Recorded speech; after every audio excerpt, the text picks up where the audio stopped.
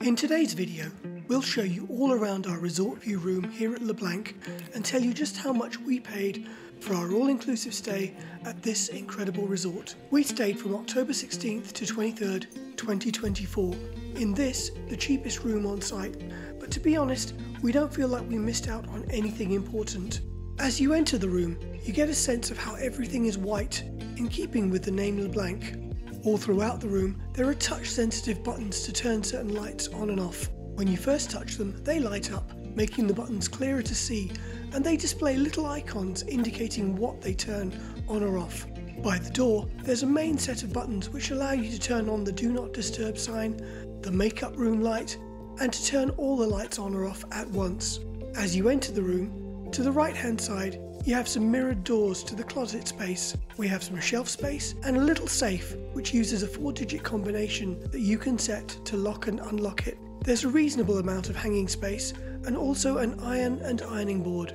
There's also a large umbrella, but despite the bad weather on our trip, we didn't think to use it. Next to the closet is an area for drinks and snacks. Here we have complimentary bottles of red wine and tequila. We decided not to open them, but to bring them home instead as souvenirs.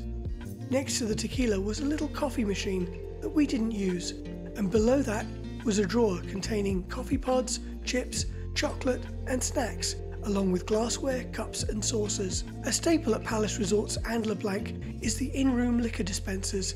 Ours were stocked with rum, tequila, whiskey and Grey Goose vodka. Mixers for these drinks can be found below in the mini fridge, which is restocked daily with water, beers, juices, chocolate milk and sodas. The next drawer has an ice bucket and more purified water, this time in larger bottles but at room temperature. The large flat screen TV has extra HDMI ports available on the back in case you want to plug in a Fire Stick or similar, and it also supports casting a video from your mobile phone. The Wi-Fi here at LeBlanc is excellent. The king-size bed has a large soft headboard, so it's comfortable to sit up in and relax or watch TV.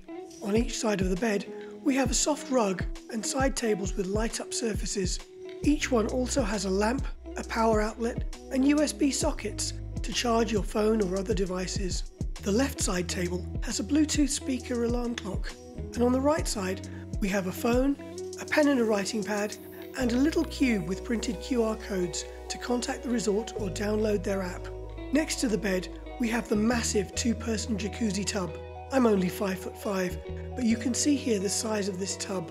Extra towels are provided nearby, so after bathing you can dry off conveniently. It takes a while to fill up, as you can imagine, but you can ask your butler to set up the hot tub for you at a set time, so it can be ready when you return to the room.